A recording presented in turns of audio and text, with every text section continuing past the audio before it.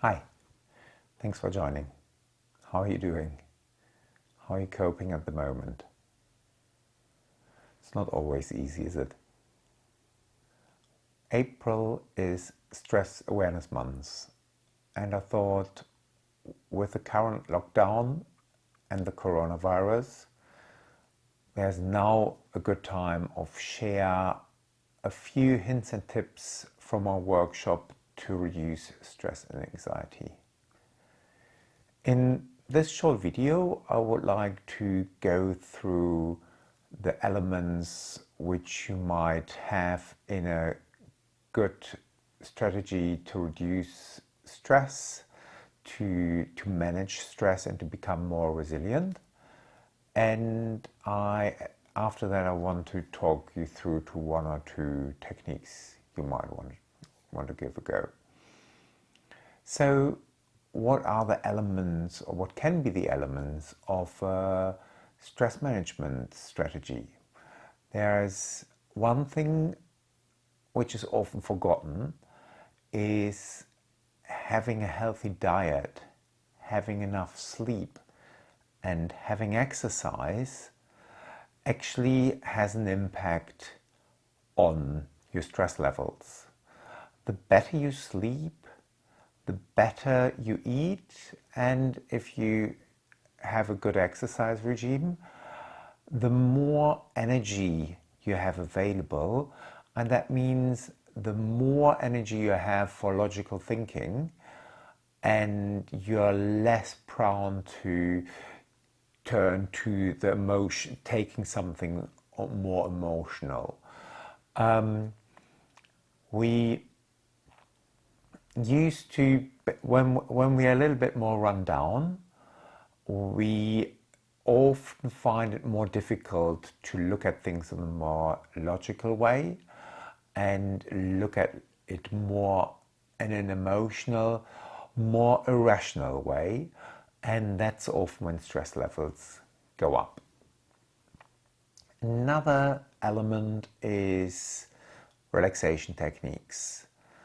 So it starts with an easy breathing technique where you can just start to slow down your breathing and just concentrate on your breathing, on a deep, slow breathing for a while. Or do some yoga, or maybe ask your partner or somebody to give you a massage. Or some guided visualization or meditation can really help. Hobbies can be a good thing. So reading, if you like painting, drawing, if you have a garden, gardening is a really good thing. And just going for a walk, whatever you like as a hobby, find a way to still be able to do that. Sometimes, so who knows, if you know me, you know that I love dancing, and sometimes I just put my favorite music on and have a little boogie in the living room. Can be really good fun. Friendships are a really important part. Don't let them slip right now, and I'm sure you don't. Just find ways how to connect with your friends, and maybe not just through your normal chat tools and Instagram, and so give them a call, or make a video call or something where you actually can speak to them, where you can sense their emotions and vice versa, where you can actually talk about how you feel and you can help each other. A good sense of humor, I find, often helps to deal with stressful situations. Just making a joke of something, where you're taking something, helps you to take something a little bit lighter than you would take it if you all see it all the time, always very seriously. So humor is a really good tool. And then helping others, volunteering, or in other ways helping others. sets actually free some chemicals in our brain which reduces stress and which make us feel quite good. So maybe helping a sibling of yours, helping your partner, or whoever you live with, or maybe helping your neighbor go shopping for them, or whatever might come to mind, could help with stress management. Another one is then, if all these don't help, looking out for some help through counseling or coaching. That might be a good idea as well. So just a quick recap: healthy diet, regular exercise, plenty of sleep, relaxation techniques, hobbies, healthy friendships, sense of humor, volunteering, and counseling or coaching. Now, these are all elements which can help you to manage your stress better. So often how stress is created is actually by the stories we run in our head, by not necessarily by that we suddenly have so much work, but with what we tell us what might happen if we not do a good job, if we don't get everything done. So we tell us stories. We might be at times being quite hard on ourselves and talk to us sometimes maybe in a way we wouldn't talk to anybody else. So that's often what creates the stress, our inner self-talk, and or how we talk to others as well. So that really matters, how we talk to us and others. That creates our own reality. It creates our experience and it filters our attention. It has an impact and generates emotions. So with that in mind, be aware when you think that you might be not kind to yourself and that you could give yourself a little bit more kindness, a bit, give you a little bit more room. And this attention, which I mentioned earlier, where we focus on. So as I say, we have our stories in our mind and we have our certain expectations where we expect certain things to happen, and then we look out for the signs which confirm our expectations. And all the signs which might point into a different direction, we totally ignore. We are quite good at that.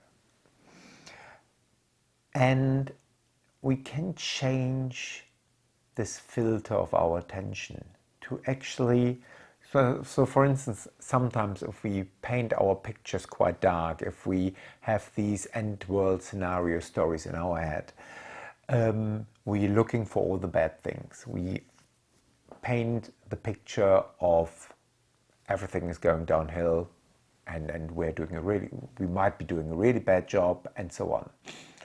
So there is a way of changing and looking for more positive things. A way of doing that is at the end of each day, you look at the 3 positive things which happened that day, the 3 things which might make you happy, which you enjoyed, where you thought you did a good job, and have a list in your head or written down where you list your 3 happy things of the day, your 3 positive things. And you can even do that with your partner at the end of the day. You can sit with your partner and ask, oh, what were your positive things of today? What were your happy things? And then you exchange them. And the important thing is you do that every evening, every day. So that will then create a habit that going on going through the next days, you will at one point start thinking during the day already, oh, maybe this one could be making it into my list of positive things at the end of the day. So you start to change your focus, you start to be more aware of the positive stuff. You take it more in, because sometimes the thing which make us happy and which are positive can be quite small and easy to miss at times. And this way helps us to be more aware of them. So it's a really easy exercise which can help us to refocus on these positive things. Another one I would like to explain is called Shitty First Draft. It's by Brené Brown, if you have heard of her. So sometimes I mentioned our inner voices, how we talk to ourselves, and often we are not that kind to ourselves. And sometimes we're in our own world inside and get deep down into these stories and roll with it and don't go even deeper and deeper with those. Sometimes you have your 5-year-old in your head who's telling you stories, and it might be a good idea to write these stories down on a piece of paper and then read them back to you. That helps you to get those stories out and away from the emotional way of thinking about it. And by reading that back, you can engage more your logical thinking. So externalizing the story and realizing how much of this might be totally irrelevant and totally plucked out of thin air. And that often can help to deal with when you're running down and telling you stories. So don't always believe what you think.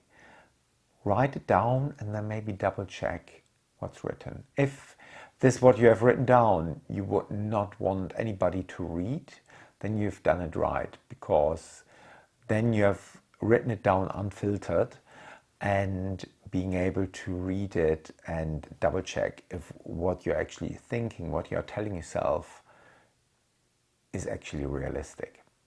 So these are a couple of techniques I wanted to leave you with today. And next time I can either talk you through a little bit more of breathing exercises. I can do a guided visualization if you're interested. Or I can talk you through the natural stress response of the body. So I will post a little form where you can then mention what you prefer, or if you like, leave a comment, like the video, that would be all great. And look forward to hear from you in the comments what you thought of this video. Would be great to hear from you. Thank you very much. Thank you. Bye.